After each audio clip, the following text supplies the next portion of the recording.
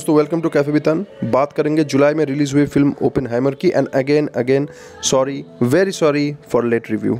तो वीडियो शुरू करने से पहले ज़रा मैं बता दूं कि अगर आपने हमारे चैनल को सब्सक्राइब नहीं किया है तो प्लीज़ चैनल को सब्सक्राइब कीजिए और बेल आइकन दबाना ना भूलें। दोस्तों कहानी बेसिकली मैनहट्टन प्रोजेक्ट को लेकर है, जिसे ओपेनहाइमर ने लीड किया और कैसे लीड करके वो सफल हुए और उस सफलता के बाद जो ऐसे सिचुएशंस पैदा हुए, उनके ऊपर इल्ज़ाम लगे, उनकी लॉयल्टी को लेकर जो इल्ज़ाम लगे, तो कैसे वो जो इल्ज़ाम या एलिगेशन है उससे वो लड़े, इसी को लेकर कुल मिला के कहानी है।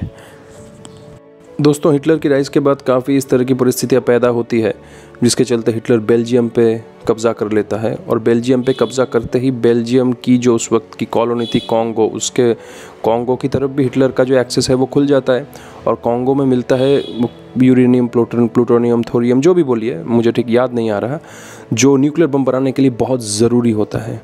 तो वो मटेरियल्स के तरफ भी हिटलर का जो एक्सेस है वो खुल जाता है। अब अमेरिका टेंशन में आ गया कि हमने एटम बम नहीं बनाया तो हिटलर बना लेगा। इसके लिए मैनहट्टन प्रोजेक्ट गठन किया जाता है जिसे ओपेनहाइमर सक्सेसफुली लीड करते हैं और अपने प्रोजेक्ट में भी सक्सेसफुल होते हैं। और उनके ऊपर जो इल्ज़ाम लगते हैं, जो फिल्म में दिखाया गया है, जिन इल्ज़ामों के प्रति वो लड़ रहे होते हैं, वो बेसिकली इसलिए है क्योंकि वो कम्युनिस्ट विचारधारा के हैं, ऐसा लगता है सबको। पर उस वक्त में अमेरिका में कम्युनिस्ट विचारधारा का होने को सही नहीं माना जाता था। पर एक्चुअली अगर आप फिल्म देखें तो पता चलेगा कि वो कम्युनिस्ट विचारधारा के नहीं थे। एक झुकाव ज़रूर था, एक उत्सुकता ज़रूर थी कम्युनिस्ट विचारधारा के प्रति कि एक नई आइडियोलॉजी है वगैरह वगैरह, लेकिन वो कम्युनिस्ट विचारधारा के नहीं थे। ये बात फिल्म में दिखाई गई है। दोस्तों फिल्म के टोन की बात कर लेते हैं। शुरुआत में मुझे लगा कि फिल्म बहुत डार्क होगी, डार्क टोन होगी फिल्म की, लेकिन उतनी भी डार्क नहीं है। ओवरऑल लाइट टोन है, एक सीरियस रिप्रेजेंटेशन है जिसमें कोई अननेसेसरी ग्लैमराइजेशन, कॉमेडी, ये सब नहीं है। एकदम स्टेडी सीरियस स्टोरी टेलिंग है 3 घंटे की। भले ही 3 घंटे की है लेकिन फिल्म आपको बोर नहीं होने देगी।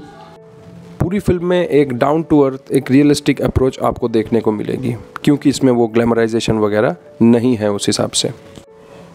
डायरेक्टर साहब ओपेनहाइमर की जो इमोशनल अनस्टेबिलिटी है वो बेहतरीन ढंग से दिखाते हैं, खासकर तब जब उन्हें विजन्स आते हैं बहुत सारे पार्टिकल्स के, तरंगों के, केमिकल रिएक्शंस के। वो बहुत ही खूबसूरत तरीके से दिखाए जाते हैं। इसका अगर मैं गहराई में जाऊँ, इसका ये मतलब होता है कि दोस्तों जब आप कोई कुछ क्रिएट करोगे ना, किसी भी फील्ड में, साइंस हो, म्यूज़िक हो, कुछ भी हो, आर्ट हो, तो ये सोच के कोशिश करके नहीं होती। इंस्पिरेशन चीज़ें कहीं से आती हैं, किसी चीज़ को देख कर हो या किसी चीज़ को ना देख कर हो, जो भी हो वो कहीं से आती है। कहाँ से आती है ये स्पिरिचुअल लोग कहते हैं यूनिवर्स से, साइंटिस्ट शायद कहते हैं अननोन सोर्स से, लेकिन वो कहीं से आती है।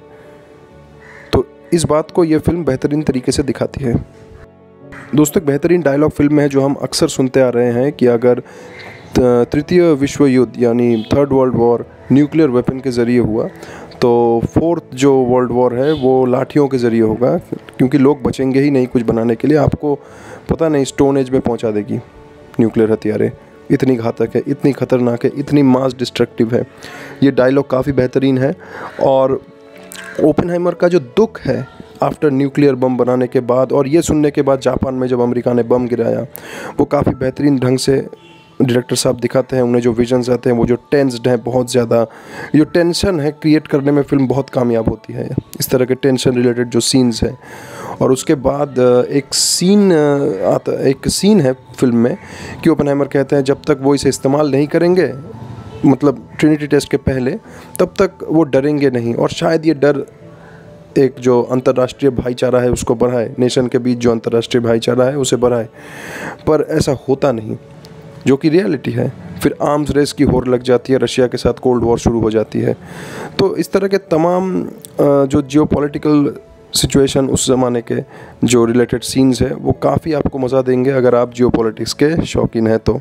फिल्म की एक चीज़ दोस्तों बेहतरीन है, वो है बैकग्राउंड म्यूज़िक पे मेरा हमेशा ध्यान रहता है, लेकिन इस फिल्म में क्या है कि जो अप्लाई है सिचुएशंस में वो आप बहुत ज़्यादा आपको खींच लेती है। आप बहुत गहराई से या क्या प्रकट वे में आप ऑब्ज़र्व कर सकते हैं उस चीज़ को। बैकग्राउंड म्यूज़िक ज़बरदस्त है, लाजवाब है। जितनी तारीफ़ की जाए उतनी कम है। पूरी फिल्म में एक भी VFX शॉट यानी ग्रीन स्क्रीन, ब्लू स्क्रीन लगा के कोई एक शॉट नहीं है। पूरी फिल्म में जो भी आप देखेंगे वो प्रैक्टिकल इफ़ेक्ट्स हैं। अब कैसे किया ये तो क्रिस्टोफर नोलन साहब जाने और उनकी वीएफएक्स जो टीम है वो जाने। दोस्तों फिल्म में ओपेनहाइमर छोड़कर उस वक्त के जो तमाम बेहतरीन साइंटिस्ट थे जैसे कि Niels Bohr, Albert Einstein, Enrico Fermi, auto हन, इन सब के भी आपको तमाम रेफरेंस मिलेंगे और कईयों को तो शायद फिल्म में आपको देखने को भी मिल जाए। दोस्तों एक्टिंग की बात मैं अलग करके नहीं बोलूँगा, जो लीड एक्टर है किलियन मर्फी समेत सब ने ज़बरदस्त एक्टिंग की है। ऐसी एक्टिंग की है कि आप कह सकते हैं कि कुछ मामलों में तो रील और रियल में फ़र्क करना थोड़ा मुश्किल हो जाएगा आपको। दोस्तों हिंदी डबिंग की बात कर लेते हैं। बेहतरीन हिंदी डबिंग है। मैं हमेशा ही वॉइस इंडस्ट्री जो है, वॉइस आर्टिस्ट, उनको बहुत ही रिस्पेक्ट करता हूँ। वो अनसंग हीरोज़ हैं, उनकी वजह से ही कई फिल्म हैं जो हम देख पाते हैं अपनी भाषा में। और मुझे जितना पता चला फिल्म देखकर, मैं सभी वॉइस आर्टिस्टों के नाम तो नहीं जानता, लेकिन जितना मुझे पता चला ओपेनहाइमर के किरदार को हिंदी में वॉइस दिया है चैतन्य आदिप सर ने, ज़बरदस्त। और मैट डेमन के किरदार को वॉइस दिया है मेरे ख्याल से संकेत मात्रे साहब ने, वो भी ज़बरदस्त। इन दोनों को ही मैं पहचान पाया। और बाकी जिन्होंने भी काम किया, जिनका मैं नाम नहीं ले रहा हूँ, उन्होंने भी ज़बरदस्त अपना जो डबिंग है, अपनी जो वॉइस एक्टिंग है वो ज़बरदस्त की। तो आप सबको सैल्यूट। तमाम पॉजिटिविटियों के बावजूद फिल्म में कुछ नेगेटिविटी है। वो ये है कि फिल्म अननेसेसरी हैवी न्यूडिटी जिसकी कोई ज़रूरत नहीं थी। हाँ मुझे पता है कई लोग बोलेंगे कि क्रिएटिव लिबर्टी वगैरह, बड़े बड़े डायलॉग देंगे। हाँ क्रिएटिव लिबर्टी के नाम पे आप तो कुछ भी अलाउ कर सकते हो, वो अलग बात है, पर बहुत ही अननेसेसरी हैवी न्यूडिटी थी मेरे हिसाब से, ज़रूरत नहीं थी। अगर वो सीन्स नहीं भी होते तो या अलग तरीके से पेश करते तो घंटा फ़र्क नहीं पड़ता।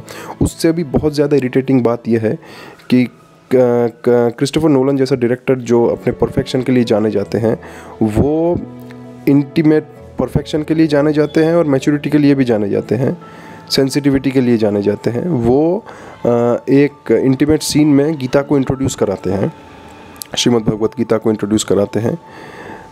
जो ओपेनहाइमर उस वक्त पढ़ रहे थे या संस्कृत सीख रहे थे, जो भी हो। तो जब मेरा एक सवाल है कि क्या वो बाइबल को इस तरह से इंट्रोड्यूस कर पाएंगे? अगर कर पाए तो शायद श्रीमद् भगवत गीता को इंट्रोड्यूस करवाना भी उनके लिए कोई बड़ी बात नहीं थी। तो वो सीन काफ़ी इरिटेटिंग है। अगर आपको गीता को रिप्रेजेंट करना है तो आप इंट्रोड्यूस करना है तो आप अलग तरीके से भी कर सकते हैं। और काफ़ी लोगों ने कहा कि गीता का जो मतलब श्लोक कोट किया कि I am the destroyer of the world या इस तरह का कुछ, वो भी थोड़ा शायद डिस्टॉर्टेड है। डिस्टॉर्टेड हो भी सकता है, नहीं भी हो सकता है, वो मैं नहीं जानता। डिस्टॉर्टेड है तो है, नहीं है तो नहीं है। लेकिन इस तरह के इंटीमेट सीन में गीता को इंट्रोड्यूस कराना बहुत ही इमेच्योरिटी है मेरे हिसाब से। और ये क्रिस्टोफर नोलन साहब जैसे डायरेक्टर से उम्मीद कतई नहीं की जा सकती। तो दोस्तों यही था हमारा ओपेनहाइमर का रिव्यू। अगर आप मेरे रिव्यू के से उतना सहमत है तो भी ठीक है, सहमत नहीं है तो भी ठीक है। मिलता है किसी नए वीडियो में, तब तक के लिए गुड बाय।